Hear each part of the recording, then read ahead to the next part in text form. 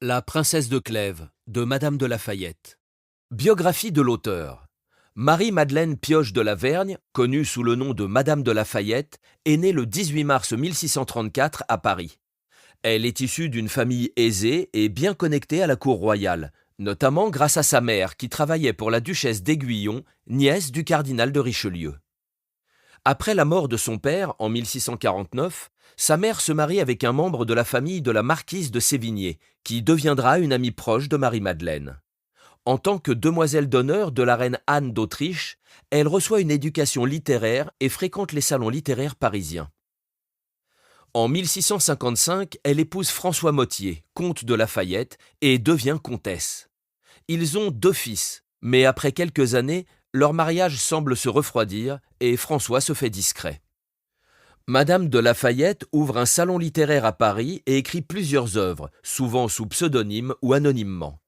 Son roman le plus célèbre, La princesse de Clèves, est publié en 1678 et est considéré comme le premier roman psychologique de la littérature française.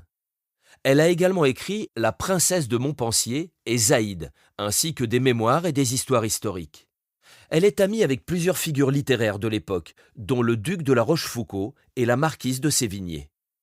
Après la mort de son mari en 1683, elle se retire de la vie sociale et prépare sa propre fin. Elle est décédée le 25 mai 1693 à Paris et est enterrée à l'église Saint-Sulpice.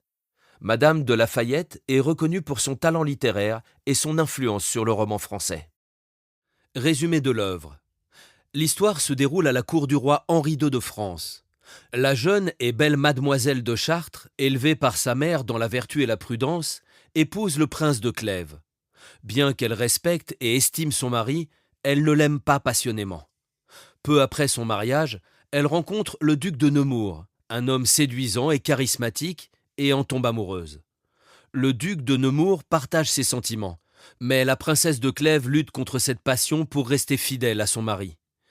Elle finit par avouer à son mari qu'elle est amoureuse d'un autre homme, sans révéler l'identité de Nemours. Le prince de Clèves, dévasté par cette confession, meurt de chagrin.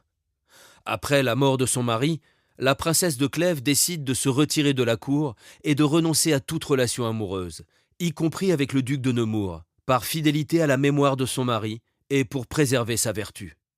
Le roman explore les thèmes de l'amour, de la vertu, de la fidélité et des conflits intérieurs, tout en offrant une peinture détaillée de la vie à la cour royale. Contexte historique.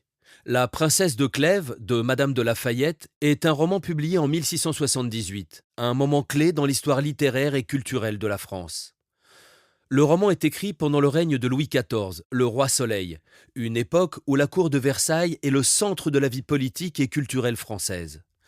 Louis XIV, qui règne de 1643 à 1715, est célèbre pour son absolutisme et pour avoir consolidé le pouvoir royal. Madame de Lafayette est une femme de lettres qui fréquente les salons littéraires de l'époque, notamment celui de Madame de Rambouillet. Ces salons sont des lieux de rencontre pour les intellectuels et les écrivains où l'on discute de littérature, de philosophie et de politique. Madame de Lafayette est influencée par les idées de son temps, notamment par le classicisme qui prône la clarté, l'ordre et la retenue. La princesse de Clèves est souvent considérée comme l'un des premiers romans psychologiques de la littérature française.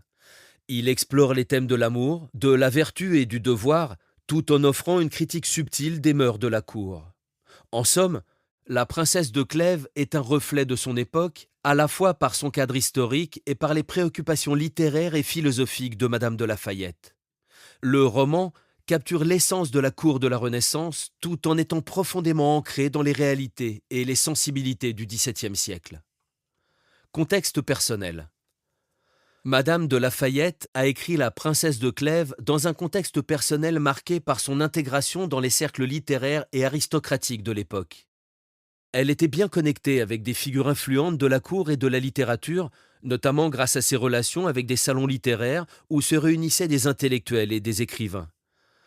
Son mariage avec François Mottier de Lafayette, un noble provincial, lui a permis d'accéder à un certain statut social, bien qu'elle ait passé une grande partie de sa vie séparée de lui, vivant principalement à Paris.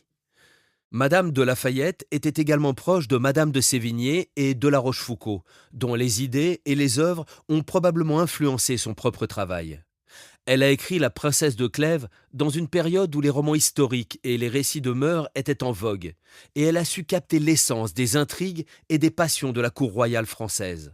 Son œuvre reflète une profonde compréhension des dynamiques sociales et des sentiments humains, probablement nourrie par ses propres observations et expériences dans les milieux aristocratiques. Les personnages. La princesse de Clèves.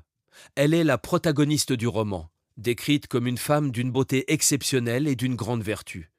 Elle est mariée au prince de Clèves, mais tombe amoureuse du duc de Nemours. Elle est également très scrupuleuse et lutte contre ses sentiments pour rester fidèle à son mari. Le prince de Clèves. Il est le mari de la princesse de Clèves. Décrit comme un homme brave, magnifique et prudent, il aime profondément sa femme et est dévasté par la découverte de ses sentiments pour un autre homme. Le duc de Nemours. Il est l'amant de la princesse de Clèves, décrit comme un homme d'une grande beauté et avec beaucoup de charme. Il est également très galant et admiré par la cour. Son amour pour la princesse de Clèves est sincère et profond. Madame de Chartres. Elle est la mère de la princesse de Clèves, décrite comme une femme sage et vertueuse. Elle joue un rôle crucial dans l'éducation morale de sa fille et lui conseille de se méfier des passions amoureuses.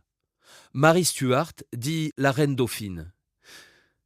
Elle est la belle-fille du roi de France et une amie proche de la princesse de Clèves. Elle est décrite comme une personne parfaite pour l'esprit et pour le corps, ayant été élevée à la cour de France. Vidame de Chartres. Il est un parent de la princesse de Clèves, décrit comme un homme galant et apprécié à la cour. Il est également impliqué dans des intrigues amoureuses. Le chevalier de Guise.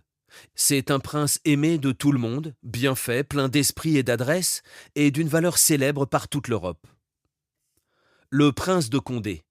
Il est décrit comme ayant une âme grande et hautaine, ainsi qu'un esprit qui le rend aimable aux yeux même des plus belles femmes, malgré son petit corps peu favorisé par la nature. Diane de Poitiers, dit la duchesse de Valentinois. Elle est la maîtresse du roi Henri II, décrite comme une femme qui, malgré son âge avancé, conserve une grande influence sur le roi et la cour.